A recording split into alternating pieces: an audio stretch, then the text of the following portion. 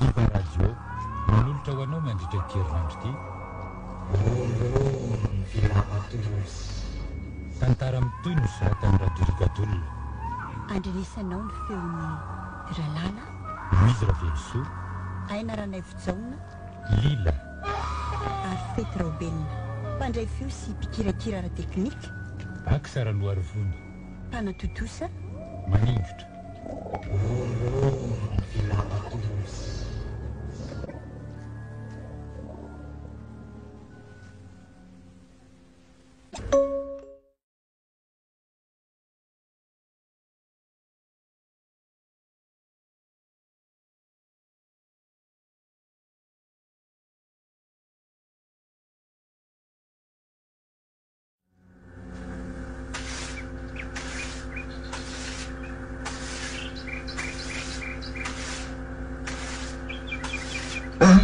Oaka aloha izay ny fampirimana androany fa toizana indray ambon'ireo rehefa ka mipetrapetra aloha mba hifandombera amin'ny ranom-boankazo tsika mianaka ka ampy izay neneo ka ny atondeko ty moa tsy vita akory ka dia hipetraka ve dokotera tsy dia nisy mahamaiky any mandaman'ireo fa tia ny veranao dia mipetra aloha e eo asiko ranom-boankazo amin'ity ny veranao toetsy ranom-boankazo indray fa io tia mafanafana ty ny mety amiko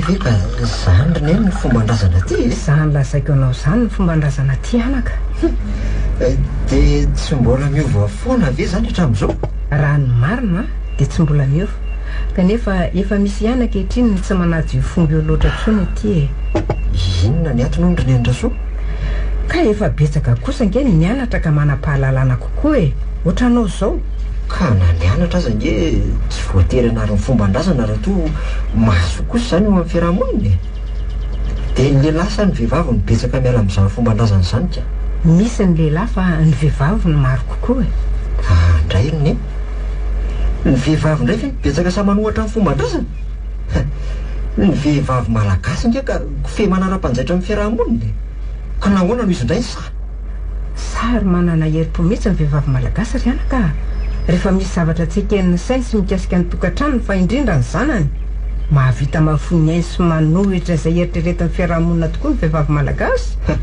zany lazainao zany tokoa ve ny vehivavy malagasy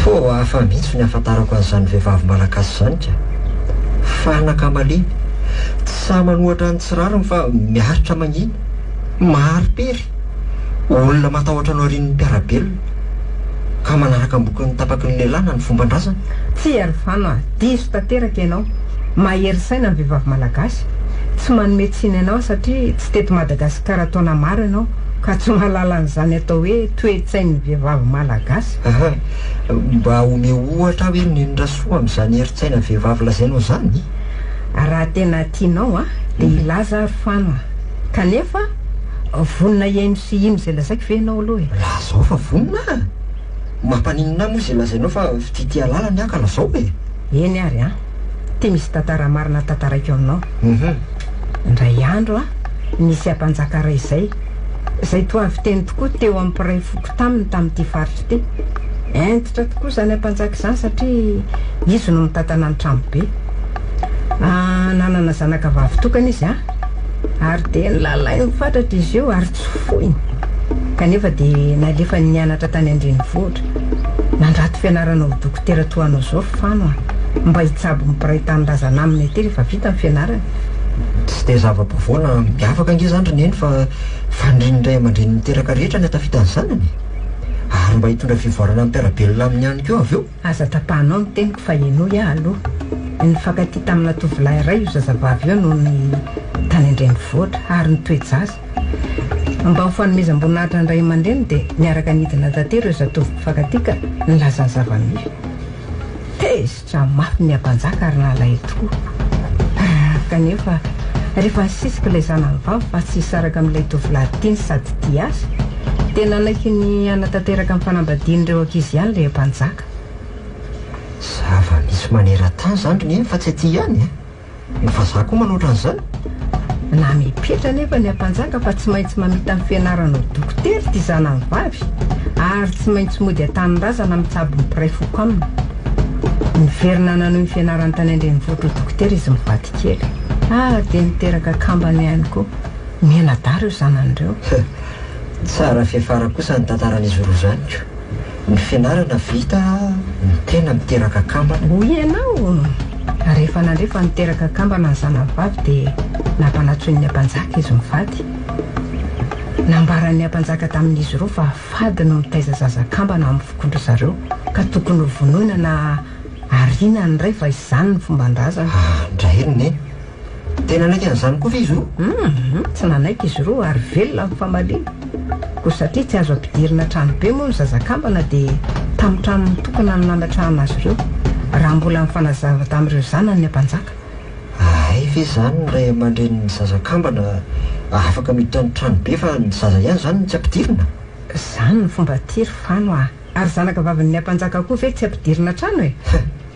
Fa izany fomban-drazana izany ry neny Rasoa. Zafikeliny ampanjaka ange izany ireo zaza menadakambana ireo e. Eny fa tsy azon'ny ampanjaka ataony mandika amin'ny fomban-drazana satria izy no mitandro ny fanajana n'izany voalohany manoloana amin'ny fiarahamonina sy ny foko izay mametraka azy amin'ny toerana mahampanjaka azy. Dia nanao ahoana izany ny fifandraisan'izy menakavy ny nenika? Rehefa tsy nanaika izy mivady dia nanambara teo imaso ny fokon'olona ny ampanjaka fa oroantso izy amin'ny fokon'olona iray foko amin'ny tsony ireo zanany ary roany ala amin'ny tanàna. Andray mampalahelo kosa izany a. Melony mivoahany izy mivady tomponanaka nefa dia efa nisy olona nivoaka ka nangalatra n'ilay vavikely.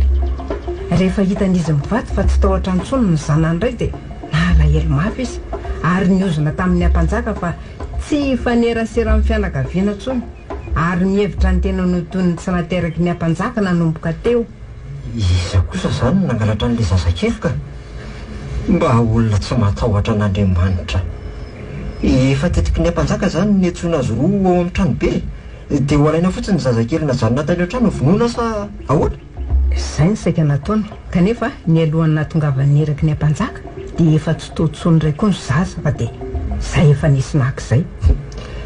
Tsy azoko izany ry neny Rasoa. Raha mbola tsy nanirako olona hamono an'ilay zaza ny ampanjaka dia efa nisy olona hafa nitondra an'ilay zazavavy kely ary nanatitra azy tany amin'ny masera. Ay tsy maty izany ilay zazavavy kely fa nisy nanavitra. Any dia ahoana ho ny ampanjaka nandrehan'izany ka? Izay indrindra tsy ara-tsi-panany ny ampanjaka fa noho ny fitiavan'ny zanany vavy dia tsy maintsy nanao izay fihetsika izay izy. Ilay iraka natahotry ny ainy tsy sanylaza tamin'ny ampanjaka hoe tsy hitany zaza anyheriny na eliny fotsiny fe fa efa nivonoiny ny zaza. Dia mbola any izany io zaza io ary fantatry ny ampanjaka fa tsy nivonoina? Avelona ilay zaza fa tsy fantatra hoe aiza toa hoe nomeny maseroto izay navazaha tsy niteraka ka lasa ny an-dafy. Tsy fantatra izy mivady tomponanaka izany hoe tsy maty koa ny zanany? Tsy fantany ary tsy nampahafantarina azy mihitsy satria ho very asiny eo ampiray foko ny ampanjaka ary mety hiongana raha fantany izany satria nandika tsy nampiatra amin'ny fomban-drazana. Mampalahelo izany tantara izany. Angano ve izany sa tena nisy aloha e? Ary mba nanao ahoana izy mivady tomponanaka ary neny? Ary olona akaiky sady natokisan'ny ampanjaka ihany koa izany nasainy nangalatra meloa ilay zazakely. Fihetsika feno fahendreny izany amiko ry neny Rasoa. Izay no lazaikanao anaka fa ny vehivavy malagasy dia mahery fo ka na anoherany sy androan'ny fiarahamonina azy aza rehefa mahakasika ny zanany dia hamoizany an'izany rehetra izany. Niozonozona nefa izy mivady fa tsy maintsy tafita amin'ny fianarana ary dia samy navita amin'ny fianarana ho dokotera tokoa izy roa. Rehefa lasa miverina tany an-drenivohitra izy mivady kely dia nasain'ny ampanjaka niozona taminy kosa ilay olona nanavitra an'ilay zazakely mba tsy hamoaka an'izany resaka izany naoviana raha mbola velona ny ampanjaka sy izy mivady tomponjanaka. Dia efa maty izany izao ireo olona ireo? Matoa ianao azy mahalala an'izany tantara izany? Efa maty avokoa izy ireo matoa ianao mandre izany tantara izany ko. Fantatry ny eny izany ilay olona nanavitra an'ilay zazakely? Fantatro. Nitapahinao ny fitantarako e mba ho marika efa tiany zanany vavy ny ampanjaka dia namaritra zaratany ho azy mivady ihany ary nanafara ny fokon'olona fa izany zaratany izany dia anjaran'ny zanaka vavin'ny ampanjaka satria tsy nitaiza zazakambana izy ireo fa nanaja ny fomban-drazana. Manaiky ary neny Rasoa fa manampahendrena lalina ilay ampanjaka. fa mahery fo ihany koa ny vehivavy malagasy satria sa nanolotra masombahoaka ny tsy mety na dia fomban-drazana azy ary mafehivava sy azo itokoa isana amin'ny teny nomena na hamozany ainy azy satria vehivavy io nanavitra an'ilay zaza saika vonoana eo. tiako ny malagasy roneny manam-pahendrena ary tia fihavanana. Eny fa na dia tsy fantatry ny hafa aza ny atony tsy mirehare fa manao ampitiavana fotsiny noho izay fihavanana izay. Sambatra fa malagasy roneny malagasy manakasina. Lava izay resaka nataontsika mianak'izay fa misy taratasy mbola omeko anao. Taratasy inona izany roneny Rasoa? Taratasy an'ny ray aman-dreninao. Mbola eo isika dia hoentiko fa adiniko ny fisinina raha tsy nyresaka lavabe teo isika. Zay fa lasa aloha e. Rehefa mankaty anao dia eto izany taratasy izany fa mety zava-dehibe izany roneny. Eny re anako.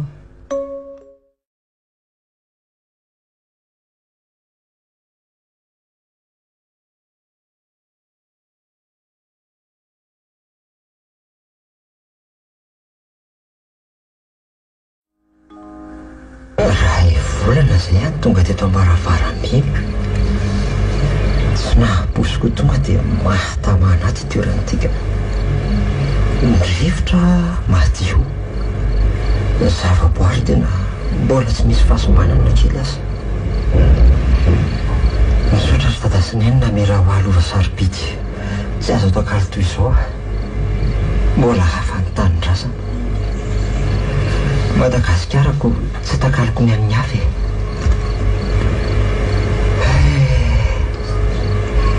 Raha mbola velona reo ry dada sy neny dia ho safononoka ny hafaliako. Miara miririhina tsasy ala rehetra manao fikaroana miaraka aminareo. O dokotera! Dokotera! Dokotera Fany! Aiza olona o dokotera! Malosa e! Aiko misery izay kela. Ariva izany. Malosa ianao ko misery. Malosa atao trano. Manao any ianao dokotera? Mandalo etỳ manodidina etỳ fa avy niasa e. Mijery ity tanàna misy anao ity dia tsy naharitra fa niditra. Vavahady koa moa tsy mbola nidy. Mahafaly ihany mba manambahiny fa mipetrapetra ianao ko misery. Ka inona no arosoko anao ho fiaraha-manapaka aloha e. Misy karazana zava-pisotro eto. Izay mety aminao ko. Aleo angambo ity no hanomezako anao. Ty efa niotrika elana andritra ny 120 taona ity. Tsy dia tena ao anatin'ny tony zava-pisotro misy alikaoly tony loatra dokotera Fany fa mba fiarahana dia ataovy amin'iny e. Na zaza nge tsy dia amin'ny loatra fa nataoko fandraisam-bahiny mitehirizako an'ireto karazany reto. Misy mba samy manana ny tsirony tadiaviny matsiny tsirairay dia mba manana tolotra e. Mahafinaritra na dia mijery an'ireto karazana tavoahangy samihafa atao anaty vitrine reto aza. Tiara miverao anao e. Dia aleo asiana fandonana kely. Izay. Dia samy tahin'Andriamanitra ko misera. Tsika rehetra dokotera.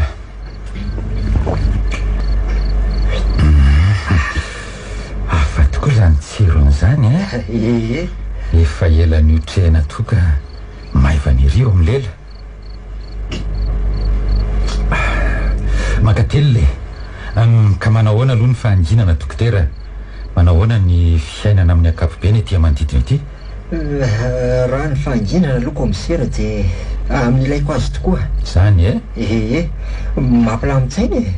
Ahafahako manao fikarohana tsara. Raha ny etỳ manodidina indray dia tia somary ivelan'ny tanàna ka tsy dia misy mpandalo loatra na dia lalana azy vo andrefana io e. Milamina ka. Kosa mety tsara aminao izany ka tsy misy ahiny e. Fa dia mahavitasoa amin'izay atao e. Fa ny tena mba nandalovako koa dokotera dia ino? Manana saka izay tiako be izy io fa efa ela ny nananako azy sakangora. Ary dia entiko manaraka amin'izay toerana iasako hatrany. Efa tany Ambositra, tany Ambatondrazaka.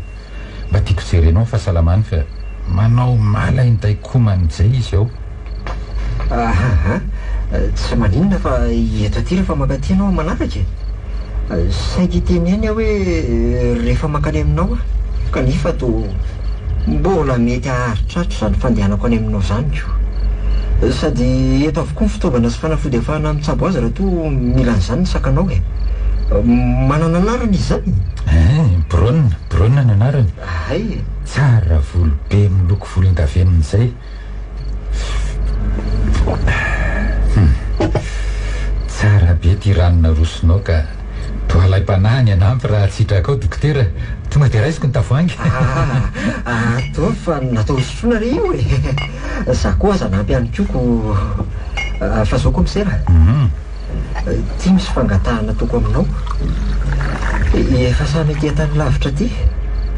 To manala sala ihany le tsika ifampiantso lava amin'ny hoe dokotera fa azo amin'ny anarako hoe fana avy hatrany e. Masadakatra ihany zany antso anao tsy misy fanatsahana zany dokotera ka fa tonga dia hoe fana. Kanefa raha izay ny tianao dia mahafaly aho koa ny etsonao aho hoe Ezekela ihany koa tsika raha teo to mitovitovy taona ihany tsiny. Eny raisy ny tanako ary raikitra zany Ezekela. Ekena fano avadika mitafary fano. Ty tanàna amin'ny fefy tamboho ty ihany ve zany no lovana velandray aman-dreninao sa misy tany koa akoatran'ity? Ty mifefy ty zany no natao nipetrahana fa ny manodidina rehetra izy eo amin'ny valo hektara mahery io dia azy avokoa. Rony alaala tazany rony zany mbola izy daholo? Izy renika dia le farihy fitsangatsangana mifankaty eo ambadika avaratra ao ihany koa mbola ao anatin'ny faritra ny tany avokoa reny. Lehibe zany valo hektara zany tena toerana ahafahanao manao fikarohana androakandro mihitsy ty toerany ty. Efa vita soratra tanteraka aminao zany zao toeran'izao? Mbola amin'ny anarany dada sy neny aloha hatramin'izao fa eo am-pikarakarana amin'ny famondrana azy amin'ny anarako mihitsy Iany ary aloha e mandalo dia nitsidika ary fany fa misaotra mifandraisana na aliana ny dinidinika ny rahalahy. Tsy misy isorana zany fa za koa fa nazo namana mba mamangy. Eny ary fa dia ilozaka aloha ianao fa veloma e. Oka fa ateriperiam-bavady ianao e. Tongava dia eto Braun zany izay mampalaikomana azy. Ianao moa zany dia tsy manana havana na toy izany mihitsy eto am-baravaramena. Tsy manana fa vehivavy lehibe izay no fantatro eto e. Efa toy ny reniko nitondrako azy satria izy io no nitaizahatra ny fony kely. Niasa tamin'ny dada sy neny izy. Ve dia izy zany olona zany ro fany. Mahalala ny tantara rehetra mikasika nyity tanàna ity sy ny zavanitranga tamin'izany izy raha izany e. Rasoa no anarany. Ny Rasoa ny atsoko azy sy afantaran'ny olona azy koa e. Eny azo lasaina fa mahafantatra ny ampahanibetsaka angamba izy. Misy ihany no nitantareny ahy fa mbola misy zavatra tsy fantatro. Izy raha teo moa tsy miara mipetraka amiko ato fa any an-tanàna any e. Dia aiza no ahitana azy sa mankaty isan'andro izy? Manofa botika ivarotana ao an-tsena ao izy ka. Raha vao miteny ny anarany dia tsy misy izay tsy mahafantatra azy eo. Neny Rasoa. Neny Rasoa mivarotra ao an-tsena. Ohatray za koa dia efa be adikadina aminao ery. Aza mena tsiny fa dia efa lozy ty tambesatra ny fomba fiasy ty. Izay fa efa tambavahady aho fa veloma mandram-peona fano a. Eny ary fa dia veloma Ezekela.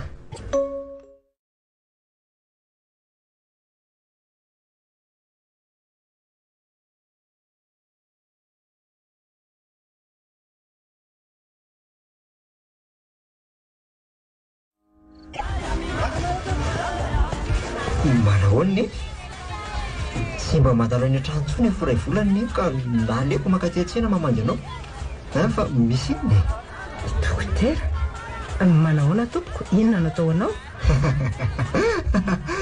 Inona indray ty tompokotopoko ty neny malahelo fa tsy tonga tsony ianao dia nankaty nijery anaoko.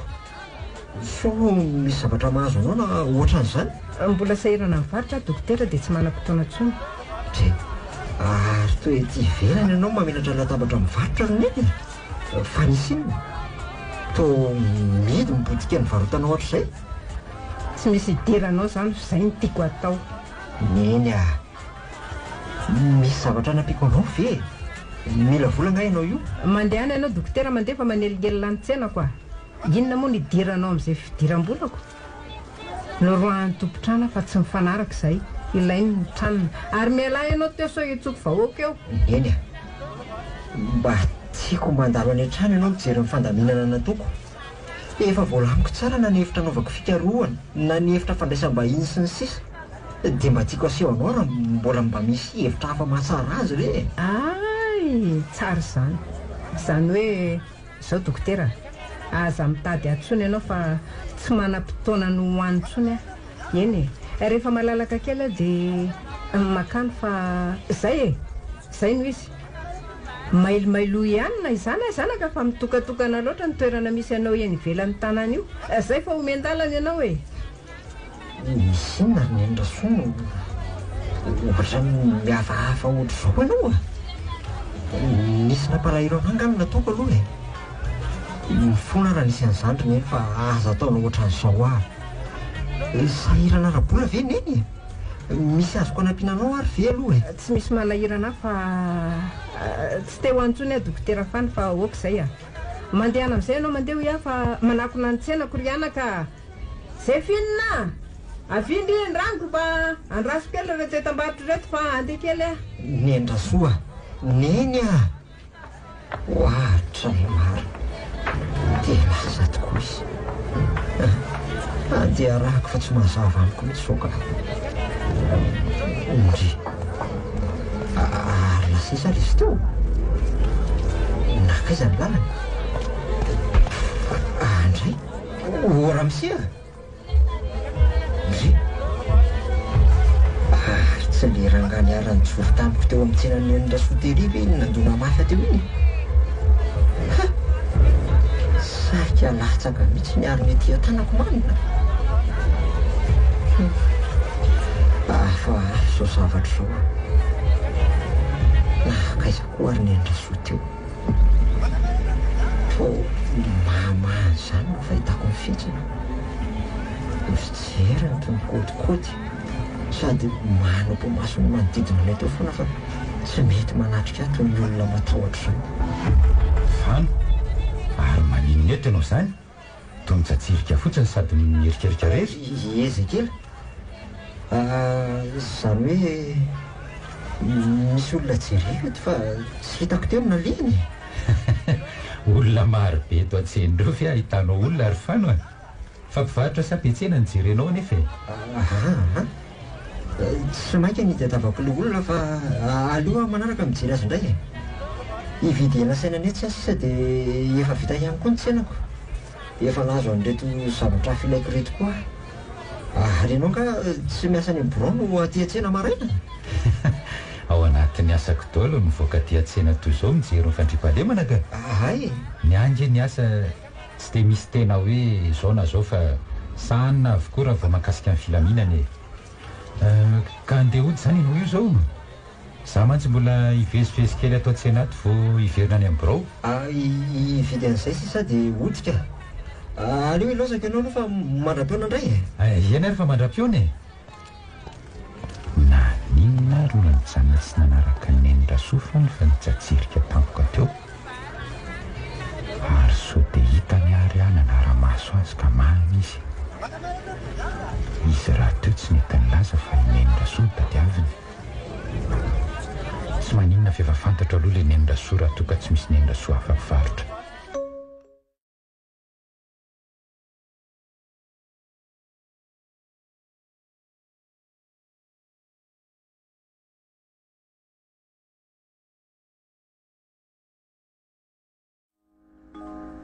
aveo no ary fano le hoe nendra soa teo tsy mba hitako aty mihitsy rehefa aty ahy sady amin'ny fotoana kanesako aty izy no tsy miasa atao aminao izy ka moa dia miasa tamiko atr'izay tamin'ny zava-tonga kelikely reny ihany zao no nanampy ahy izy nandamina hitako sy ny trano efa roa volana izy zay no tsy tatiako ary tena everiko fa miasa atinga izy rehefa tsy mivarotra mivarotra moa izy ho ianao mivarotra izy nitsipazako teny ihany izy tamin'ireny izay nandamina hitako voatonga reny hoe hiasa taoniko saingy tsy nety efa manana fidiram-bola kely ampy azy amin'ny varotra toy nono izy rehefa nandinika nefa atao mampatsiaro azo zavatra betsaka izay mampalahelo azy angamba ity trano ity tsapako mantsy fa tsy teny mijanony ela atao trano ato mihitsy izy raha vao vita ny fandaminana dia ny andeha ihany ny mahamaika azy zany eo ihany fa tia netiko androtro nyity brona ry fano ohatra eny tokoa. Ha, tsara tarehy sakanao ry izay kely a. Zany e. Ao ary zana ny fahasalamana.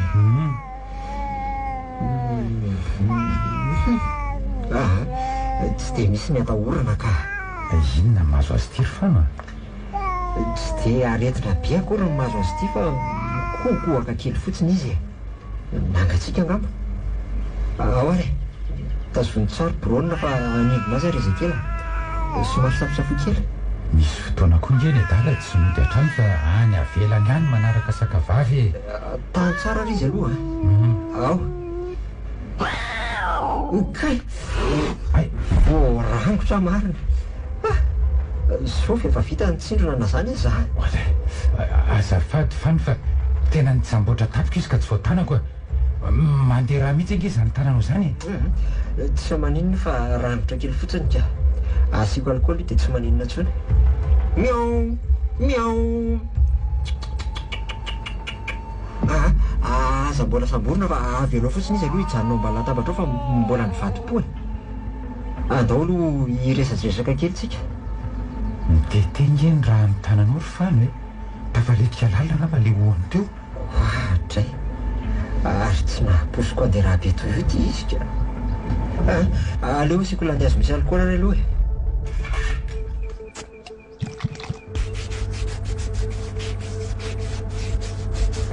Zay. Fa hono ary izay kely. Manahoana ny asan'ny volana malaso aty amin'ny faritra aty? Misy any aloha tsy indraindray mivaky lakozy sy ny aladaba mihafa ny tena hoe asan'ny jola mahery vaika toy ny fanamiana trano sy izay indray aloha tsy misy firy hatreto aloha e. Tsy dia tena misy mpanan-karena loatra koa angamba eto no antony e. Milamina ihany eto mihoatra amin'ny tanàna hafa. Izany no ananako fotoana mivoaka amin'ny roatra izao sady manararoatra manaramaso ny fiainam-ponina ihany koa. To misy ihany nefa mpanangomokatra vaventy sy mpamongady entareto am-baravarameny e. Ary miary posiny atsena mba misy ihany ve ty sa? Tsy manao an'izany ndraiky kosa aloha ny olona aty e. Satria raha misy olona tratra manao tsy mety himasom-bahoaka dia hiarany dina ary mety afara amin'ny fitsaram-bahoaka mihitsy ka matahotra zalahy. Voary postany kosa angahanao no manontany an'izany. Tsy fantatro no oviana fa mandeha miantsena indrosan-kerinandro. Tsy hitako ny nasiako mipoketrako. Mihino aloha fa tsara petraka atao trano ihany izay fa tsy very. Za koa moa manao tokantrano-daka mparitadritakeran'ny trano ny zavatra ko. Iombonako manana aminao raha izay fa mitovitsika. Mitady zavatra ray herinandro noho ny tsy mitady nefa io le izy tsy lavitra fa latsaka eo tongo-pandriana ihany. Fa avatsika kely aloha ny resaka e. Akoatra ny asanao dia inona zany ny fialam-boly ataonao eto am-baravarameny ny resaka kely? Misy fanalanandro manokana ve anarianao dieto sa? Dia mamaky boky aho dia manao fanatanjahantena mihazakazaka velan'ny tanàna any.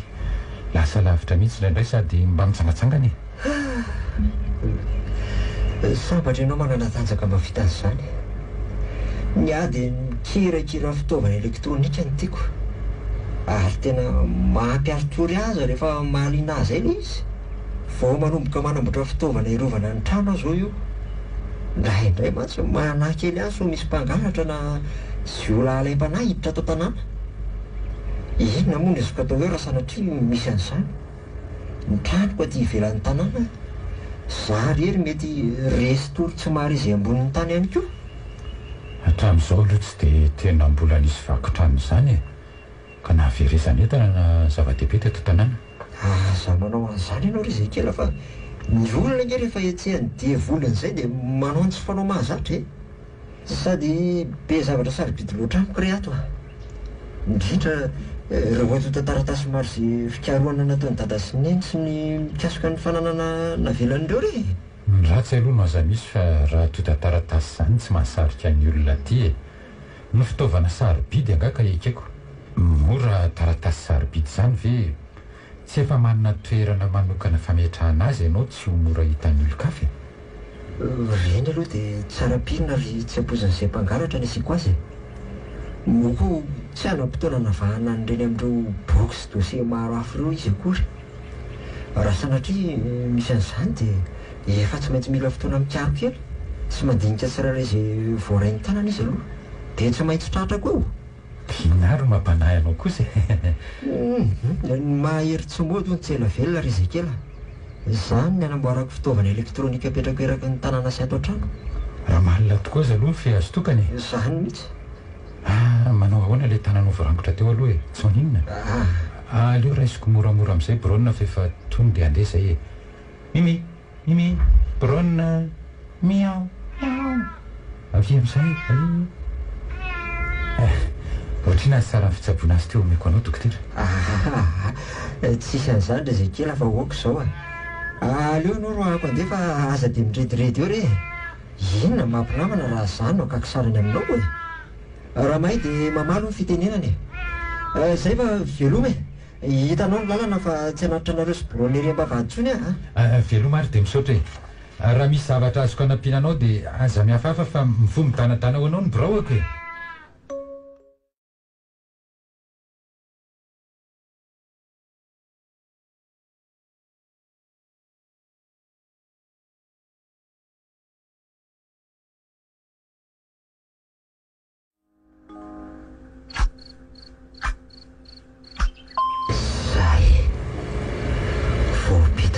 Izay ireo fitaovana fiarovana ilay tokotany sy amirindrina. Amin'izao kosa aloha raha misy miditra ny tokotany na aliko na olona dia avy hatrany dia fantatro.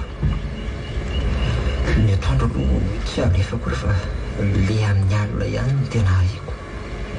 Sao misy olona ilay mpanahidikilitra ty fa mahita hoe irery ato.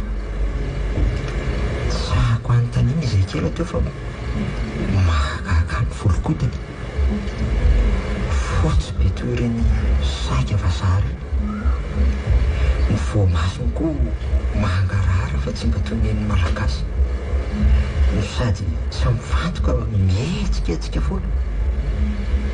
Ny volon-dohany ataony lavabe. Ny volom-bava mila arakotra ny endriny manontolo toy ny ireny artiste ireny. Tsy mahitsy ihany koa fa toy ny menamena ny vovotany. Izy voloina be ny sandrina. Mihino fa gasy ihany izy fa saika bobo fotsiny. Reny olona bobo reny koa tsy mahita loatra amin'ny alina mantsy. Aleo izany ho an'ny fizahako ity toa mitsikera namana.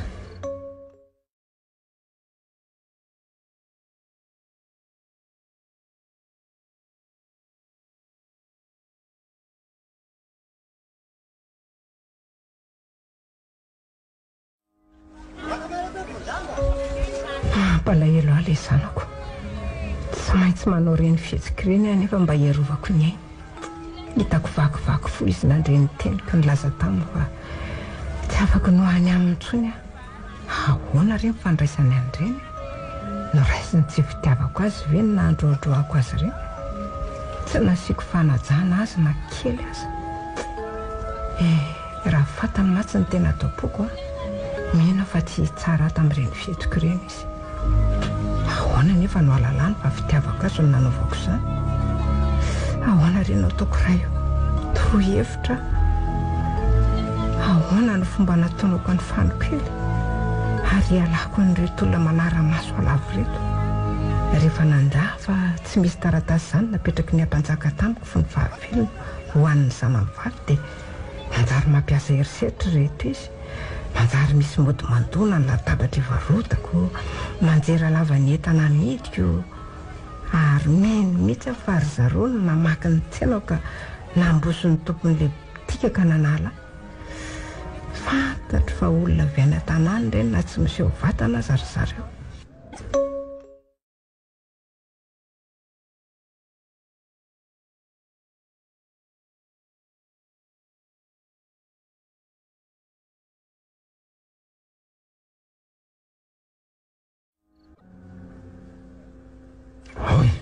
Petra mahazo toerana ry fano helitsika izany tsy niona. Izy efa naharitraritra ihany tsy Nandeha tao amin'ny hôpitaly fa manara-maso ny toe-pahasalamako dia mitsidika. Eto akaiky eo tiany ve ianao dia holalovako fotsiny. Any misaotra mitsidika tsy manadino e. Ndre fa tsy salama nga ianao no hoe manara-maso ny toe-pahasalamanao amin'ny hôpitaly dokotera? Tsy hoe aretim-be mampandamaka ampandriana tsy akory ka, fa misy fotoana nanonotra le rangotra natao mibrôlina e. Zara teo tsy nirotitra loatra fa tsaboky tamin'ireo kandro le izy, sady nanaovako fikaroana ihany koa e. Ka nanahoana tokoa brôlina, efa mazoto homana tsara. Ay tokoa moa tsy mbola voalazako anao. Maty izy e. Tena nampalahelo ary angano nafaty azy e. Tena nijaly be. Ahoana? Maty brôlina? Mampalahelo zany ndray zay kely. Fa ahoana ny nafaty azy? Dia tsy haiko raha nga fa tena nalahelo mihitsy a.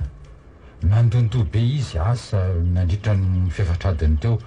Mazakazaka eran'trano dia misitritsitrika miafina any ambany entana rehetra any sady mitaraindraina aminaonona be.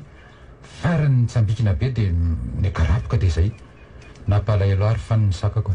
Tena tsy foko izy iny. Fa ary nahoana ny tsy nampahafantarinao azy zany ndray zay kely? Firy andro taorian'ny tsaboako azy no seho zany. Tena mba manome tsiny anao kosa ary izay kely tsy mba niteny an'izany ka. Mety mba nisy hevitra ihany ny tsaboana azy raha toa ka nisy fiovana hafahafa toy izany taorian'ilay tsindrona natao azy iny. Asa telo na efatrandro taorian'ilay tsindrona angamba iny. Tsy nanam-potoana koa ny hampahafantatra ny zavanitranga taminao hoe nalahelo loatra. Saka tsy foko iny a. No nifatokisako ny fahaizana mampahalala anao izay dokotera nianatra taona maro tany velany nitondrako ny sakako ny tsabonao. Kanefa dia fahafatesana niatra taminy. Tena malahelo dokotera fano. Dia izay ve zany tsy nahatongavanao tany amiko intsony? Soroko aminao nefa komisera fa fitsaboana ara-dalàna ny tsindrona nataoko taminy. Ary saka tsy tokony ho faty zany brôlina. Zavatra hafa mihitsy izany fisehoan'ny nahafaty azy izany fa tsy misy ifandraisan'ilay tsindrona nataoko taminy. Za koa mba malahelo mandre an'izany ndray zay kely. Inona moa dokotera fano ny tokony hampalahelo anao amin'izay saka maty a? Tsy anao tokoa iny. Lazaiko anao anefa fa iny namako tsy foko indrindra. Iny saka iny ny mahalala amin'ny fifaliako sy izay ady tsaina ny anjady tamiko nandritra ny 10 taona maherin'ny rahanay. Tsy a. Aza manao an'izany ianao re izy komisera izy kely. Tena mifoko ny lazako fa malahelo ny nahafaty amin'ny brôlina. Efa niraisiko namana akaiky ary toy ny rahalahy izay tsy nananako ianao. Ary dia lavitra any nanao an'izay hampalahelo anao. Ka raha ny nahafaty amin'ny brôlina, mino ahy ianao fa tena amin'ny foko no hanehoako ny alahelo-ko ihany koa e. Tsy a. Tsy fantatrao izany hoe fifamatorana tamin'ny brôlina izany e. Tsy takatra ny sainao izany hoe ilozan'ny sakaiza ty sady tiana. Miala tsiny aminao komisera raha mamaila anao fa mahery loatra ny teninao a. Dokotera mpitsabo biby a. Matoa ny safidy nanao an'izany azy izany dia noho ny fitiavako indrindra ny biby.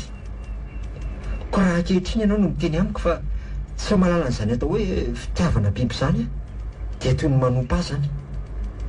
Miala tsiny raha toa ka nandiso fanantenana anao ny asako. Izany efa samy teny aminao fa tsy ny tsindrona natao taminy no nitarika amin'ny fahafatesan'ny brôlina. Ka aretin'inona izany nahafaty ny sakako e? Ary aretin'inona ankehitriny no hitsabonao tena any amin'ny hôpitaly dokotera fano? Tsy afaka nitopiteny fatratra loatra komisera izy kely satria tsy nanao fitiliana amin'ny faty ny brôlina. Fa raha ny hevitra dia mety aromotana izany. Raha ny fanaraha-maso ny fahasalamako indray dia ampanaovana fitiliana ny rako ny ao amin'ny hôpitaly. Ilay rangotra nataon'ny brôlina no heveriko fa misy akony amin'ny fahasalamako. Tsy misy ampinaina fiainako izany aminao re zay kely. Misy fotoana rehefa amin'ny alina dia tsy mahatsiaro izay ataoko fa toy ny olona fanipanina. Teritery ny tratrako ary misoika. Manjary maneno ny tratrako. Toy ny merineriny. Mangididy ihany tenako. Toy ireny mesy vitsika mandady ireny. Rehefa mitrango izay dia mamonjy fandriana iny ianao misotro tambavy ary tsy taitra raha tsy maraina ny andro. Mahagaga amin'ny teninao ry fano dia izao. Dokotera ianao kanefa tsy mahay mitsabo ny tenanao. Ko ahoana moa no ahaizanao mitsabo ny hafa e? Izay no izy fa miandalana ianao e. Za koa mbola be raharaka miala tsiny dokotera. Andeha tokoa fa mbola miala tsiny na ny nigelanao tamin'ny asanao komisera. Aza mitsangana akory ianao anaty trainy varavarana fa hitako ny lalana ka veloma tompoko. Velominao dokotera.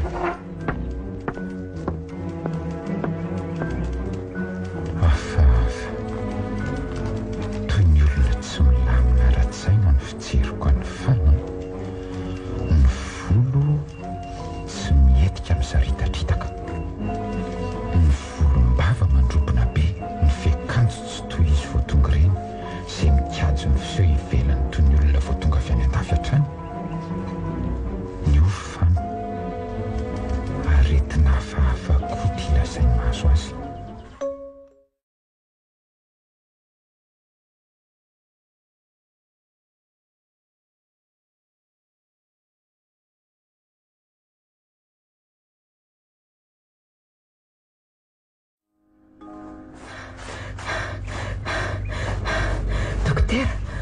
Dokotera Fano, azafady dokotera.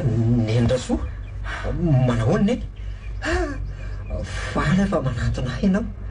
Ka inona ny vaovao? Misy inona aloha semposempotra ny azakazaka e? Hitako ihany ianao nandalo tao an-tsena fa tsy niantso anao aleko aty amin'ny sisitsisiny aty, aty ivelan'ny tanàna aty ianao no nandrasako rehefa hitako fa oty. Ka ndahoro ho any an-trano fa efa tsy lavitra tsony eto e. Dia antsika manana fotoana sara iresahana. Tsy tsy ho any ary Fano misy resaka maiky tiako ampitaina aminao. Tsaronao ve le zany laza taminao fa misy taratasy ho an'ny ray aman-dreninao ary tokony atolotra anao? Tsaroko tokoa ka. Isan'ny andrasako anao ny anatitra ny taratasy io neny. Saingy ianao moa teo aloha teo tsy nentina tomoko fa nadositra fonako. Aza manome tsiny ahy ianao anaka raha nanao andreny mbola ho fantatro ny antony. Eny ka nentinao any ary ve le taratasy? Tsy nampoiziko ahitanao androany dia tsy aty amiko le izy fa matoki ianao fa tsy maintsy voarainao zay fa alao andeha veloma ary Fano. Neny andraso kely aloha e. Ty misy vola kely anao.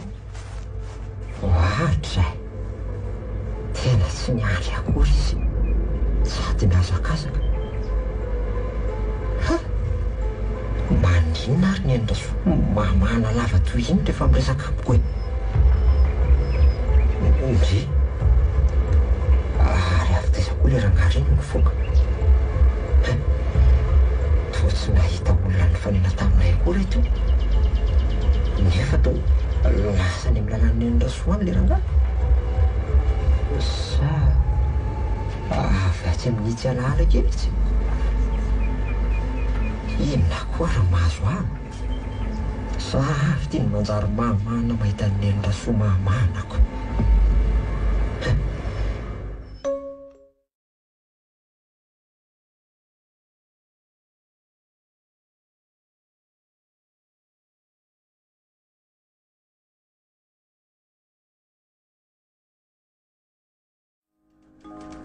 Izany nampanalako anao akaty amin'ny broko dokotera Fano. Tsy mazava amiko ny antony hidirako amin'izany zavatra lazainao izany komisera. Nalaiky nanaraka ny iraka nalefanao ihany nefa mba tsy adikako lalàna. Na dia tsy salama mihitsy aza. Mbola mitoy ihany angano tsy fahasalamanao.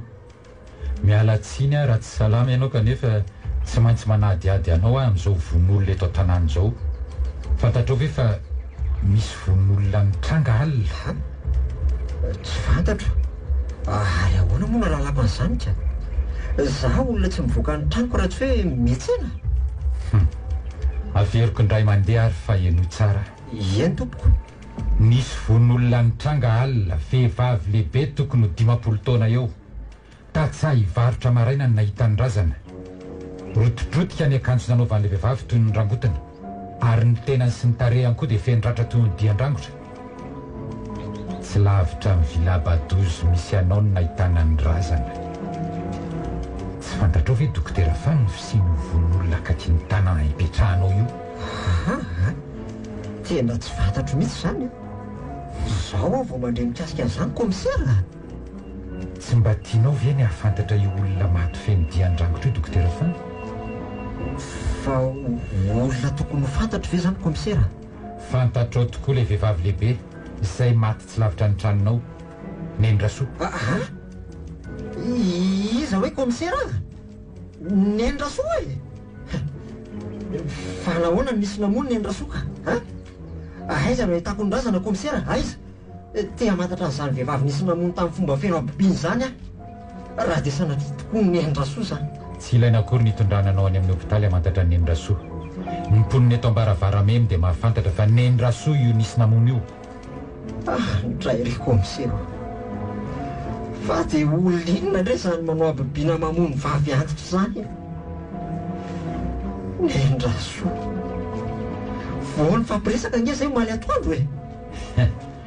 Izany tsy maintsy hanadiadinanao dokotera Famy. Raha ny fandiniana nataon'ny dokotera Njeriny Razana dia alina tokony tany amin'ny 7 alina tany nafaty azy. Misy mangana maromaro ny tenany ary be ny raha very taminy noho ireo rangotra maro nahazo azy. Izany rehetra izany no nitarika ny fahafatesany. Ka dia tsorina aminao fa ianao no isan'ny ahiahina voalohany amin'izao zava-mitrango izao satria ianao no nisy nahita fa niresaka tamin'ny farany. Tsy azoko komisera, zaho ahoana moa no niresaka tamin'ny farany? Taizavy ianao omaly nanomboka ny maraina ary izavy no nifanerasera taminao. Omaly tany an-tsena ny maraina ary nody avy hatrany. Dia tsy nivoaka tao intsony raha tsy izao ampanatsono aty amin'ny biro zao. Misy olona avy afaka manamarina zany lazainao zany? Iza moa tompoko natsoko vavolombelona amin'izany? Za nge ka olona mipetra-drery. Tsy izany filazanao azy zany kosa ny zava-nisy dokotera Famy. Nisy nahita ianao tamin'ny 12 maraina fa niresaka tamin'ny Nendrasoa. Rehefa avy niantsena ka niazo ny lalana ody ary ny fahitananareo dia olona ny famaly satria niritina nandeha Nendrasoa ary niazakazaka kely ianao nanenjika azy kanefa tsy tratranao intsony izy ka lasa ianao miverina. Tsy izany ve ny zava-nitranga dokotera Famy? Komisero, tsy nisy fifamaliana izany taminay sy Nendrasoa. Raha to nanaraka azy kely rehefa nandeha izy dia nikasa nao fanampiana azy fa tsy tratrana izy. Ianao zany nifantatra fa niresaka farany tamin'ny melonina afaty azy. Inona ny resahanareo ary inona ny nampandositra azy? Tsy nisy fifamaliana izany taminay ndre mba toko komisera fa ny zava-nisy dia izao dokotera, ko satria tsy nety niasa taminao tsony izy. Matahotra nefa ianao sao milaza zavatra ty avelany izy satria izy ny mahalala ny entana rehetra tonga ao aminao izay niarahanareo napirina. Izy ihany koa ny mahalala fa mivadika ho biby olona ianao rehefa feno ny volana ary dia izany nanomezanao azy fotoana mba iona aminao. Tsy nety niasa aminao tsony anefa izy na dia nitambazanao vola aza ka norahonanao. Laza taminy ianao fa raha miova hevitra izy dia afaka manatona anao amin'ny fotoana izay tiany ka omaly ny andrasanao farany valitenina. Izany nampandositra azy. Noho ny fandrahonanao azy anefa dia natahotra ny aina izy ka nakany aminao ihany ny hariva. Niresaka naharitra nareo. Tsy nifanaraka anefa ka nifinoanao tamin'ny fomba feno abibiana izy satria efa nivadika ho biby olona ianao. Tsy izay ve ny zava-nisy dokotera Famy? tsy marina izany tompoko. Tsy nifamaly izay ary tsy namono azy a. Toy ny reniko nandraisako azy hatr'izay ary tsy nahita azy atao aorian'ny resahanay ny maraina. Manahoana ny fahasalamanao amin'izao? Mbola mitovy amin'ny fitsabotenanao? Efa mitsabo-tena komisera.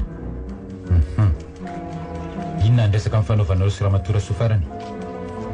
Tsy zava-dehibe fa laza sy nalahelo azy noho ny tsy nionana ela. Za saika hanampy azy ara-bola dia zay a. Atolory aho iny karapanondronao dokotera? Tsy aty amiko komisera fa ny an-trano. Tsy voaraiko noho ny fahamaizana ny andeha atyko.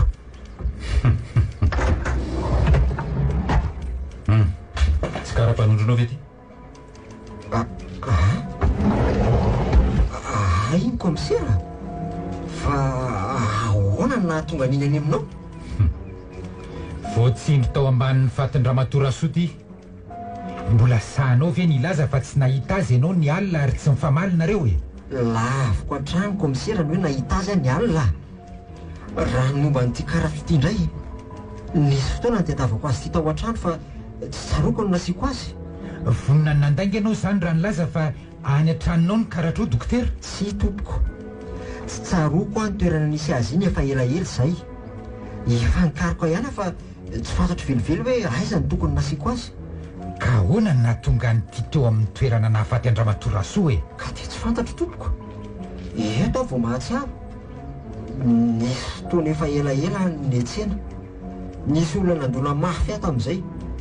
Miveriko fa tsy fanan'in'ilay olona ny nandona ka sy ny sarotiny a. Kanjo asa rona telo andro taorian'izay raha mitady ho karatroa dia tsy tsaroko ny nasiako azy. Tsy namaika nefa no nitady azy io fa dia niveriko fa tsara toerana ao an-trano ihany. Eto aho vao mandinika fa nangahary-paosy ahy ilay olona nandona mafy ahy. Dokotera Fano, tena matsilo saina be ianao raha hiaro tena. Kanefa dia raisiko mandainga amiko ianao mitantaran'izany lazainao zany. Matoika fa misy fandraisany nakana ny karatro sy ny famonona ny Enirasoa andray Matokomisera. Manaiky anefa ianao fa anao ty kara-panondro hita teo amin'ny toerana anisan'ny famonoana ity a? Manaiky fa ahy ny karatra iny tompoko. Tafiditra ho isan'ny ahahina voalohany amin'ny namonina afaty Andriamatorasoa ianao dokotera ka zao no azoko atao anao. Eny tompoko. Noho ny fahafantarako anao dia tsy tazona anao amponja mandra-piakatra zao raharaha zao any amin'ny fitsarana fa alefako mody ianao. Kanefa aoka ianao tsy hiala eto ambaravara-me mihitsy aloha fa mbola manohy ny fikaroana sy fanadihadiana izay. Noho izany dia mety hampanatsoina tapoka ianao hanohizana amin'ny famotorana. Raha toka miala eto ianao kanefa tsy mampilaza ny antony eto amiko dia hampanenjehana sy ho tadiavina n'aiza n'aiza ianao ary dia tanana sy ampidirina ponja any amin'ny renivohitra mifaritra avy hatrany tondroina ho namonina afaty Andriamatorasoa. Eny tompoko. Tsy aly eto tanàna ary maniry mafy ny ahitana ny olomeloka amin'izao vonon'olona izao ihany koa. Zay nisy fa miandalana ianao. Saotra indrindra Andray Matokomisera.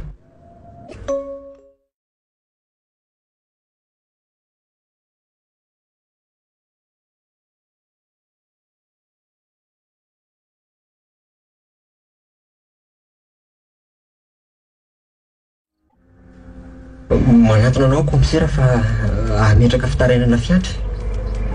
Misy mihodihody mandehandeha ao tokotaniko amin'ny alina ary efa nikasa mony varavarako mihitsy ka tsy niala tao raha tsy naneno ny fanairana napetrako fiarovana ny tanànako. Ovina nitrangan'izany dokotera? Alina tompoko. Misy zavatra ve vao marika ao ohatra hoe nahita olona? Misy zavatra very ve misy diatongotra ve ka manao kiraro le olona sa tsy manao? Maromaro ve toninona ny diatongotra olon-dehibe sa ankizy sa biby? Ny zavatra lasany aloha tsy nisy satria tsy tafiditra tao an-trano izy fa ny voninkazo maniry ao ambany varavarakely no voasosy. Dia ny varavarana no misy toy ny dian-drangotra rehefa mijereko ny maraina. Maizina moa ka tsy hitako tsara saingy mijoro toy ny olona aloha ny fahitako azy kanefa toa tsy olona fa hafahafa. Hafahafa ahoana moa zany? Hafahafa? Tsy haiko ny milaza azy fa indraindray miondrika mandady le izy, indraindray mitsangana. Ary noho ny nandositra dia mandady toy ny alika ary mailaka be ny fihazakazany. Lehibe ihany anefa le izy fa tsy toy ny alika. Ny zava-misy aloha dokotera dia miely be eto an-tanàna hatramin'ny nahafatesa Andriamatorasoa fa miverina indray le biby olona taloha nampiororo teto ambaravara-me midimy amby roapolo taona lasa izay. Biby olona? Biby olona ahoana komisera? Biby olona? Ary alina indrindra dia milaza ny olona fa naheno feom-biby hafahafa manako avy any ivelan'ny tanàna any. Ano any amin'ny faritra misy ny tranonao. Nitomany valala daholo ny likerana ambaravara-me minandrehan'ilay izy. Tsy fantatra aloha izany komisera. Fa ny atin-diako dia miametraka an'izay vitoriana fiandro izay aty. Mampiahiahy tokoa izany lazainao izany dokotera. Nisy namony tamin'ny fomba matsiravo Andriamatorasoa izay ianao ny fantatra fa nahita azy farany ary teny akaiky ny tanànanao no nahitana ny razana. Andro vitsy aty aoriana dia maheno feom-biby hafahafa ny mponina amin'ny alina. Izao indray ianao milaza fa ametraka fitoriana fiandro satria misy nikasa hiditra tsokosoko tao aminao ary dia milaza fa misy dian-drangotra ny varavaranao. Inona ny tianao ampitaina amiko dokotera? Fanadiova-tena? Miametraka an'izay fitoriana fiandro izay tompoko satria misy jiolahy mitady hangalatra ho amiko amin'ny alina. Jiolahy-mpangalatra ve izany ny fiheveranao an'ilay miodiody amin'ny alina sa biby olona? Fitoriana olo tsy fantatra no ataoko komisera fa za tsy mahalala na biby olona izany na olona misary biby a. Voaraisiko atsoratra amin'ny fitarainanao dokotera fa ty misy fanontaniana. Eny tompoko. Manahoana ny fahasalamanao taorianany rangotra nazo anao izay nataon'ny Braun? Tany amin'ny hôpitaly aho mantsy nanohy fanadihadiana ary ny tany no nilaza tamiko fa mbola manoditsy ampitena any ianao.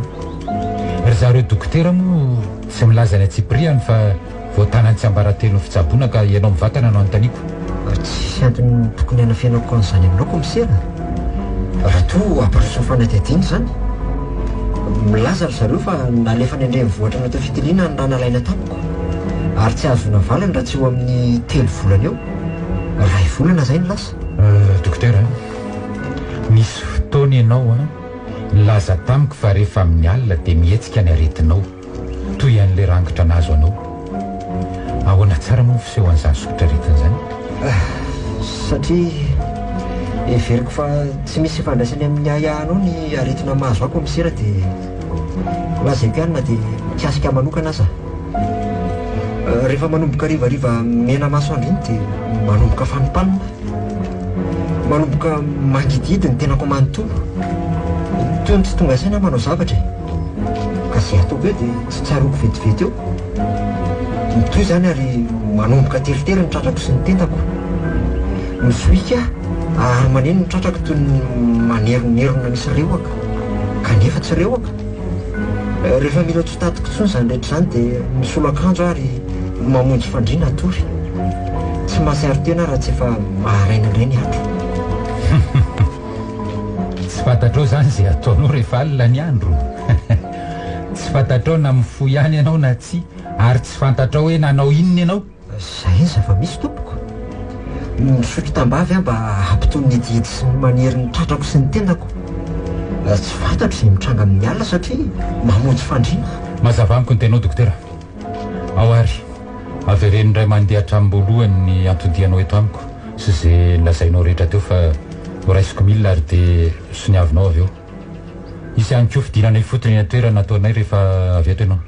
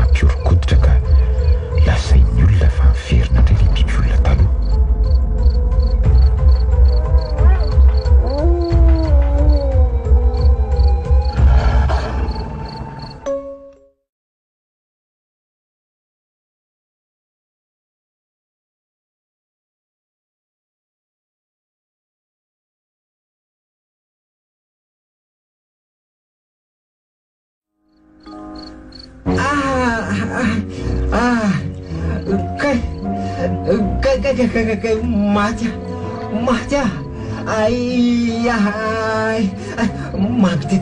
magnodity be zany. Fanina teriteriny tratrako sy ny tendako.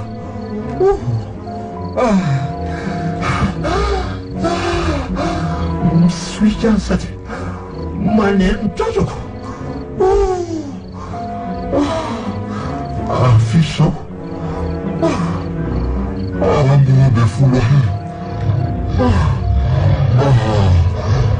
diretoefa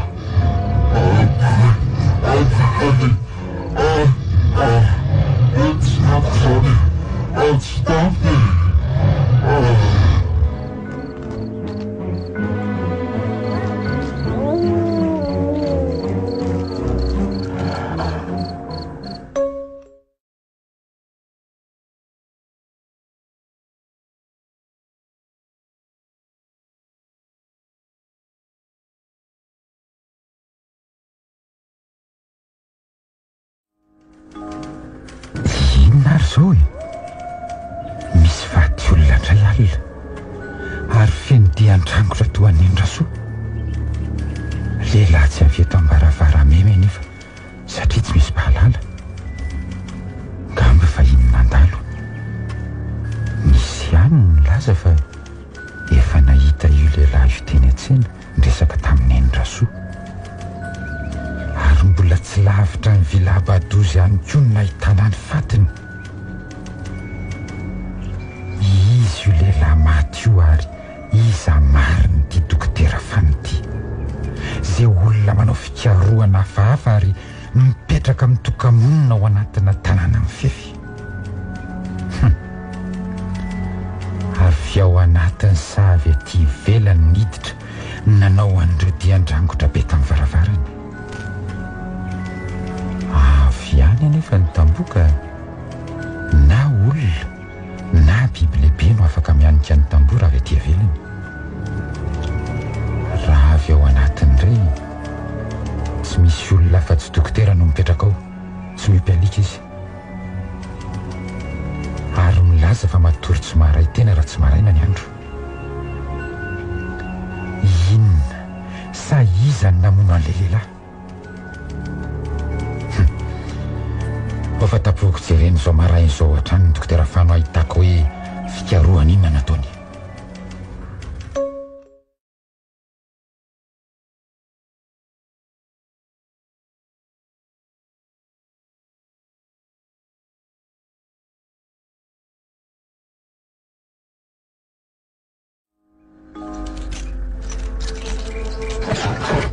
Mora voany amin'ny alalan'ny ty antsipikako ty ihany ny vavady.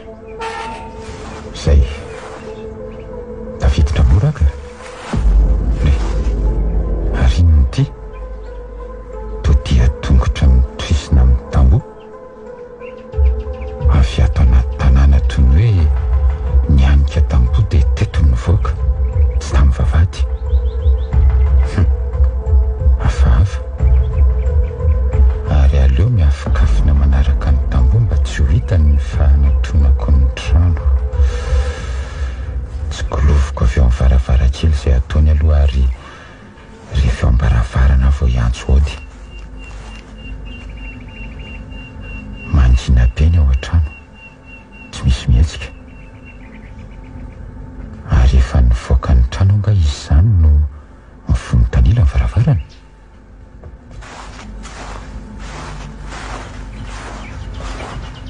O dokotera Fano a! Ody o! Komisera Ezakela ihany ty e!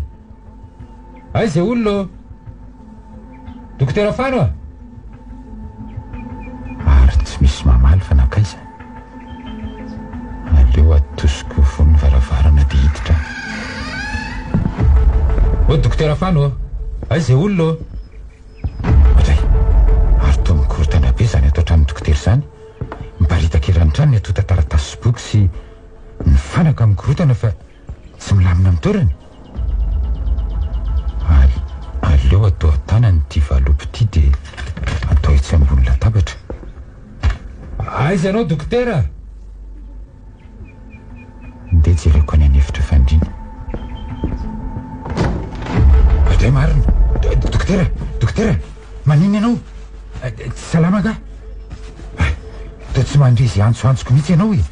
Fa manino ianao dokotera?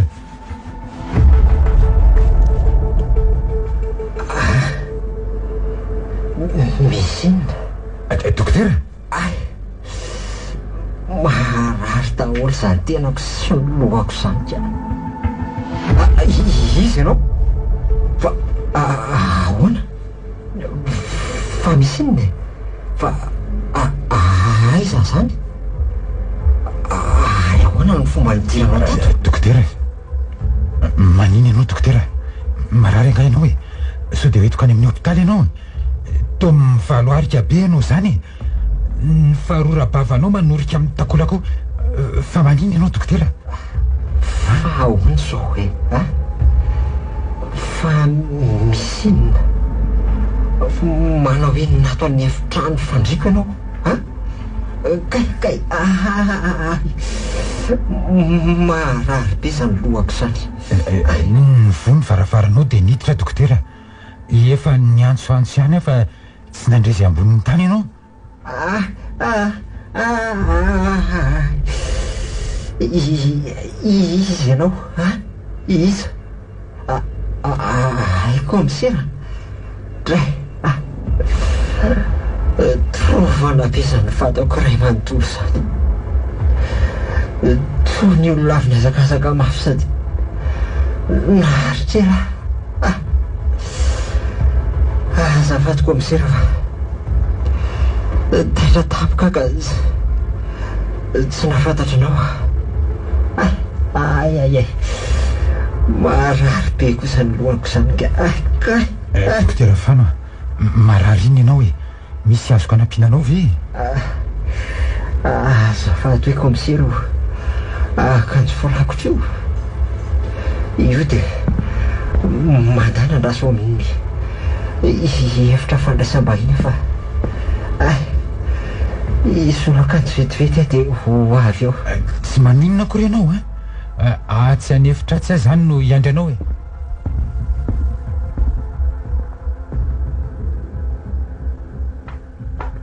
miala tsiny mampiandra anao komisera fa ahoana zao fa nahoana ny nakorotanao ny tranoko fa nga tsy afaka niandry manatrika ianao vao maonao fizavana ny tranoko komisera finona ny tena tadiavinao tsy manaiky an'izao kosa tsy mananjoanao fizavana ny tranoko ianao na tsy manaiky na nampiseho ataratasy fahazondalana avy amin'ny tribonaly ianao an'izany oka aloha dokotera tony ianao arenoy tsy izany na nakorotana ny tranonao na ny savasava tato fa efa ohatran'izao reo raha niditra teo ary zay ny namoazako anao tao anefitrano fandrinao fa nisinona zany tato tsy mazava amiko zao komisera alina nandeha natory dia mbola nilamina tsara ny tato an-trano rehetra ka nahoana ny maraina no mikorotana sy miparitaka toy izao ny ato tantaratasiko rehetrarehetra ianao zao niditra voalohany tato fa tsy nisy olona niditra tato afa-tsy ianao eno kely aloha dokotera fa tsy maintsy fatatsika natonga an'izao nisy fatiny dehilahy feno dia ndrangotra indray alina tsy lavitra ny tranonao mitovy ny fomba nahafatesany sy ramatorasoa ka rehefa mahatsiaro metimety ianao dia tongavany amin'ny braoko ataoko fanabiadiana ianao no olona ahahina voalohany amin'izao vonon'olona afo zao indray saika diniko misy valopy tamin'ny tany tery ambaravarana anisany atoza taratasinao ngamba mapetraka ambola tabatra io tsy manaiky mora an'izao savana nataona zao ako misera ezekela raha toka misy veriny atota taratasiko sary bidy amiko avy koa ny zavatra ato otoriko anao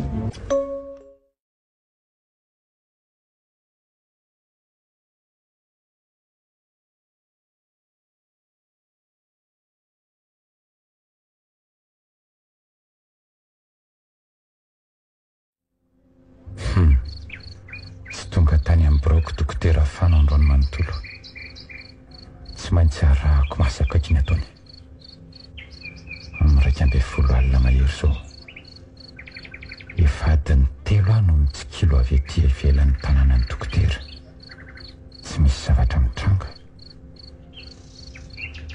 sahirana ihany anefa masoko tsy mahita loatra amin'ny alina aleo mifindra miakatra mihitsy azo itsindray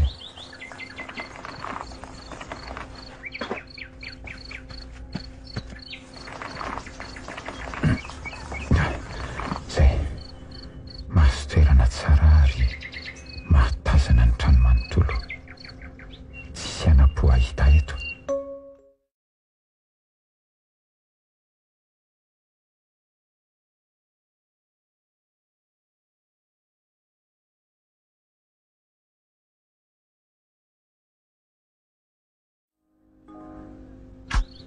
mandeha tsara daholo reto famantarany reto miasa tsara mifandrika ny dikany somaro vaiko kely ny feo ny tabataba kokoa mahagagantsy nataitrana naserovako tena alina dia natory be mitsy fea sa araka ny tenin'ny komisera hoe manofo mitsangana raha tena manofo mitsangana aloha ny olona tena tsy matatidizena tao nandritra ny alina tokoa fa dia manao zavatra toy ny amin'ny andro ataondro sarotra amiko nefa ny anamarina raha manofo mitsangana izany tokoa anatsy satria mipetraka reraka tsy misy mahita an'izay ataoko mahanjary mampiahiahy ihany koa nefa dia aretina mahazo atika Saly ireo kandro ampiasaiko mbola tsy tonga lafatra ny fikaroako ka manana akony tsy mbola voafehy dia any amin'ny toromasoko no miatraika. Efa tsy oela dia amin'ny 12 alina izao ka atsasakadiny sisa ka mangitia zany. Andeha atoy rehefa efa tsapako indray le fiseho anty aretina tsy fantatro ty. Ohatra ary to ny teny moa komisera ny keo maraina fa misy valopy teny ambaravarana nataony ambony latabatra. Itsetsy raha piso mijery n'izay ao anatiny dia akambako amin'ny namany fa aleo aloha matorika.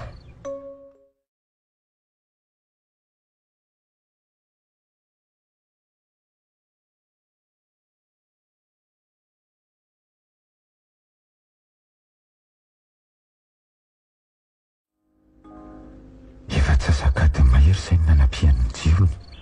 Aleo andrasana tory tsara dia hidirako ny tanàna, anatonako akaiky izay anarahako maso ny toerana. Amin'ny firy izao amin'ny 12 alina. Aleo malina ihany so fa efa hitako an'keo avokoa ny toerana misy an'ireo fandrika ka aleo entino mitsambikina ny tamboho tsy miditra amin'ny vavahady.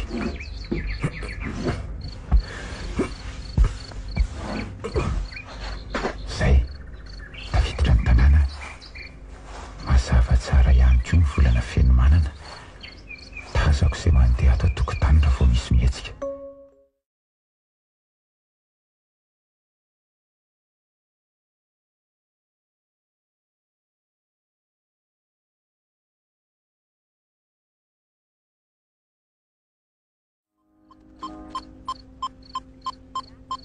Zahay efa tafiditra ny tanàna. Fantatro fa tsy maintsy miverina mikarika an'izay tsy hitany alina izay olona nanakorotana anaty taratasiko tato. Ka mangididy be daholo ny fantako manontolo. Fanimpanina indray marary any lohako. Manjavinjavina ny masoko izany.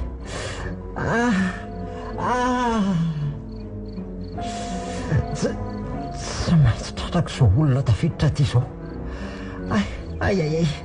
Ka maty andrasako eto raha fa tsy maintsy tratrako e.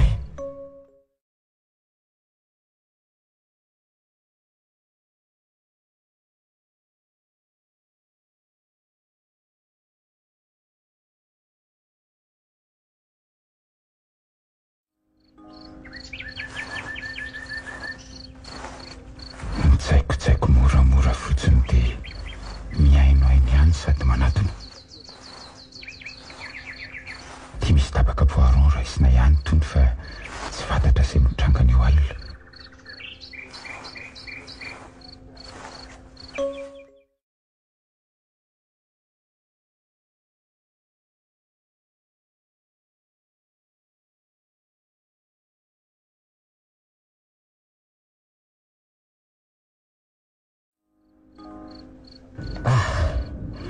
Aleo sy arehatra mihitsy mitsilo ato an-trano. Na tafiditra azy mora hoaniny mamily azy satria haiko tsy injery ny toerana misy ny fanaka. Fa izy ny tsy malalaka tapaka ho azy ny amelezako azy.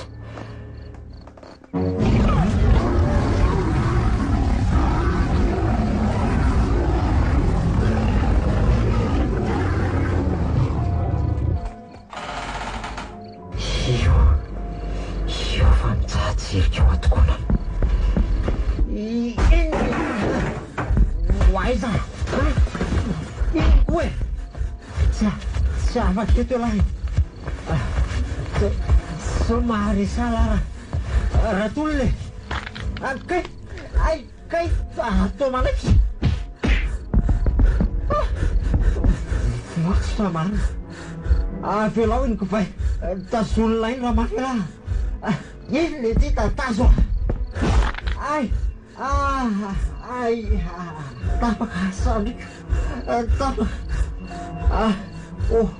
Oak'izay ka. Oak'izay. Akay. Ay. Fanika biby dokotera. Biby olona. Io. Hoaiza. Mivoaka ny varavarana. Mandositra marina. Injeko lava tsy amelako ry dokotera Fano. Miantra ny tamboho. Hoaiza raha. Inona ty? Into.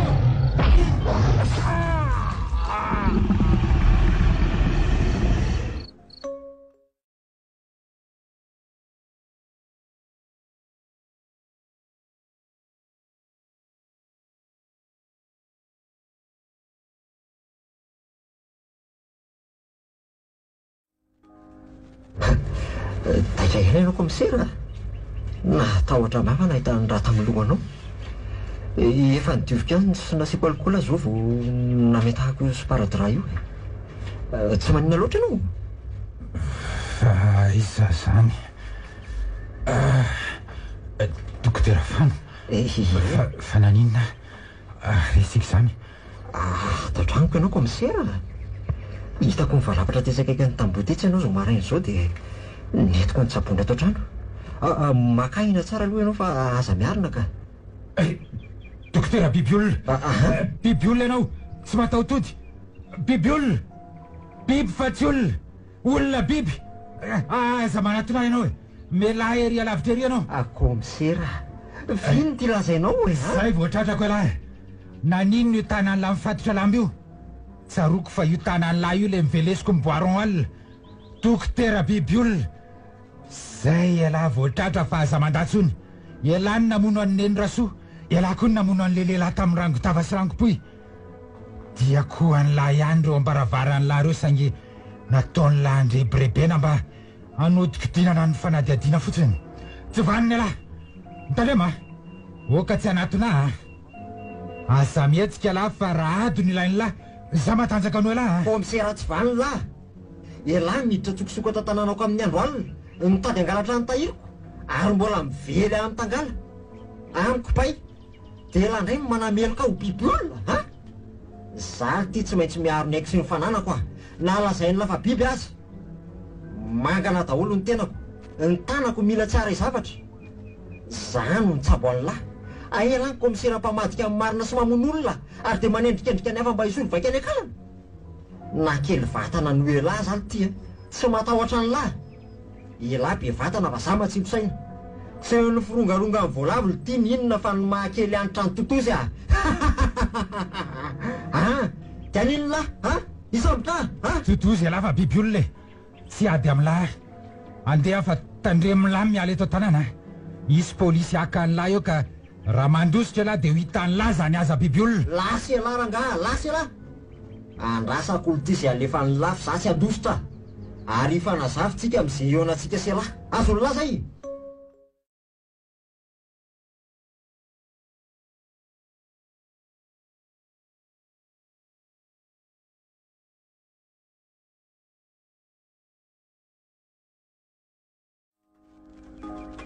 Mamizana be. Za rehefa nilazaiko anao teo zany nataoko komisera. Tsy nandray olona ianao ary melohan'ny atory dia namelona reo fandrika mampandrera misy miditra ny tokotany. Zany voalazanao zany mihitsy no izy. Ary novaiko fa mampitahotra sy mitabataba ny famantarana raha toy ny varavarana no misy mamoa. Mbola tsy nahazo fanafody ve ianao hitsabonao an'le soritra retina zay lazainao fa mahazo anao rehefa manomboka mena masoandro?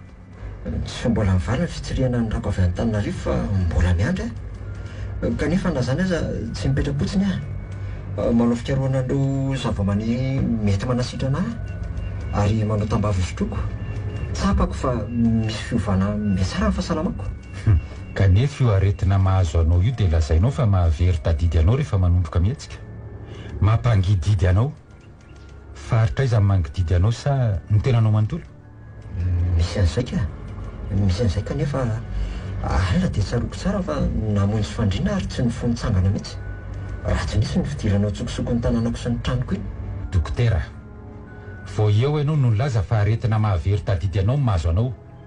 Namelona ny fandrika mba haneno ianao sa tsy? Eny fa tsy midika zany fa adalana domelona. Ko nahoana ny tsy naneno sy nanaitra anao zany na dia natoritoinina azy ianao e. Ary niditra ny tanàna ny alina, nahoana ihany koa ny tsy naneno zany. Tsy mahazava amiko ny zavatra lazainao dokotera fa mifamaofao be a. Inona ny marina? Ianao ihany ve sa olona hafa avy any ivelany niditra ka nanakorotana ny atitranonao maly? Komisera, everinao fa olona dala ve ka za ihany zany no manofa mitsangana amin'ny alina ary dia manakorotana ny atako? Alina ny rehatra ny jiro famantarana teo andofandrinako tamin'ny diranao ny tokotaniko. Ary vetivety teo dia efa namono varavarana ianao ka nidradradratra mifanairana. Zao no izy dokotera, tsy namono varavaranao zany alina ary tsy niditra ny varavaranao. Zao ihany koa no izy, zavatra mety mitranga amin'ny olona ny manofo mitsangana dokotera. Misy zavatra mahagaga? Amin'ny alina raha vao misy mandeha ny atokotany ka takatry ny onjakazavan'ireo fandrika nataoko ireo dia tsy maintsy maneno manaitra ny fandrika ary misy jirokely mirehatra miaraka amin'izay. Ka na dia matofotoinina za manaitra ireo fa aleo azava aminao a. Ny maraina kosa dia mato azy ny herinaratra mampandeha azy satria efa narindrako amin'izany. Ny tsy nampaneno azy raha niditra ny tanàna sy nanantona ny varavarana ianao a, tsy fantatro izay fahaizanao manokana any aloha. Tafiditra mora ny tokotany ianao satria tsy naneno ny fanairana. Saingy ny jiro kely tao an'efitra amiko kosa nirehatra ka nanaitra. Fa rehefa namono varavarako ianao dia reny ny zavatra nitranga iraha mahalala. Vao velon'ny kibay teny amiko ianao alina. Zany no makarary lohanao mifono bandy sy nasiako sparadra io azonao. Mahagaga zato fanazavanao dokotera. So dia zava-maniry mahadomelona kosa nataonao tambavy. Andeha ary atao hoe tsy manofo mitsangana ianao. Tsy naneno nanaitra anao anefa mifandrika amin'ny velarinao. Nisy nanakorotana ny entanao maly. Tsy fantatra io na efa ny alina na ny maraina. Ny dikan'izany dia zao, na olona efa tao an-tranonao nanakorotana ny atota taratasinao a, na tsy naombo ny fandrika nataonao, na misy olon-kafa mihitsy izay sarotra inona ny fisiny no mampisavorivoro. Mandeha ara-dalàna ny fandrika nataoko e. Ary ianao niditra maraina tao amiko maly. Ianao zany nanakorotana ny atota taratasiko. Niverina indray ianao ny alina satria misy zavatra tadiavinao namelohana amiko kasika ny nahafatesan'ny neny rasoa. Lazainao ihany koa fa nisy lehilahy maty. Tsy ekeko ny anaovanao fanaparam-pahefana ka miditra tsokosoko ny tanànako e, satria tsy mananjohanao an'izany ianao. Nisy valopy anisan'ny atota taratasinao tonga hatrany ambaravaranao ka nataoko teo ambony latabatra ao maly maraina. Tadidinao? Hitanao ve? Farany, misy lehilahy maty indray omaly alina tamin'ny fomba feno abibiana toy ny fahafatesan'ny neny rasoa. Tsy fantatro momba an'izany komisera. Natory araka ny lazaiko anao teo ary tsy tena raha tsy ianao efa avy nanakorotana ny entana tao an-tranoko omaly maraina. Ny omaly alina indray tsy misy idirako izany vonon'olona vaovao izany. Ary alina kosa dia ianao niditra ny tranoko ka nivelesiko ny kobainy misy. Nandrosotra ihany ianao saingy tratrako maraina fa tsy tafanika ny tambotsony. Ary dia lazaiko anao ankehitriny komisera Ezekiela fa nanenenako no nitsabo ny ratranao. Ary raha ny sitrapo koa dia endahako ireo sparadrasy bandy mifeno lohanao ireo. Azonao zany? Zay le mahabiby anao zay. Fetsy ianao dokotera ary mahay manodikodin-dresaka. Fantatrao ve ty zavatra ty? Tsy mety fony ianao fa mivandravandra indray a. Poketrako iny. Ahoana no mahany aminao ny poketrako? Mazava amiko zao fa ianao mihitsy no nanakorotana ny tranoko omaly maraina ka nakaniny any amelohana. Teo anilan'le fatin-dehilahy hita tsy lavitra amin'ny vila badozy ty ry dokotera Fana. Ary misy taratasy manaprofo atao anatiny fa anao tokoa ty poketry ty. Efa miaiky anao fa anao ty dia tanako ianao namono Andramatoa Rasosy le lehilahy vao maty omaly alina. Tsy manaiky ny fanamelohanao a komisera. Ary te ho laviko hatramin'ny farany izany. Averiko indray mandeha aminao ny zavatra nataonao ry dokotera Fana. Ny alarobia atoandro dia mifamaly ianao sy Ramatoa Rasoa. Novonoanao izy ny alarobia alina. Ny alakamisy maraina nametraka fitoriana fiandry ianao fa hoe misy miditra ny tanànanao amin'ny alina. io alakamisy alina io ihany anefa dia nisy lehilahy nanatitra valopy tao aminao ny famalinareo ary ny vononao io lehilahy io tsy marina izany komisera nakorotanao ny atota taratasy tao an-tranonao toy ny hoe nisy mpangalatra niditra ninana fanafody mampatory ianao taorian'izay a ny zoma maraina no ny tonga dia mbola teo am-pandrina ianao mody tsy mahalala ny zavatra nitranga ny aliny alakamisy laviko tanteraka izany lazainao izany komisera toiziko ny zoma ifony sabotsy vo alina zany niditra tao atokotaninao a nanara-maso izay zavatra ataonao rehefa alina ny andro teo ny nahitako fa mivadika biby olona ianao rehefa devolana nivoaka ny traninao ianao ary ny fanena tamiko ka nandositra ny anika ny tamboho mivelesiko ny boiron ianao saingy tsy nampoziko kosa ny veloko baina melezanao ny lohako tsy nahatsiaro tena raha tsy nitsabonao ka marina sa tsy marina tsy marina e tsy anaiky ny fanaparam-pahefana ataonao amiko a ary tsy hijanony eto ty tantara ty fa mampitandrona anao a ompofoko aminao ny tena zava-misy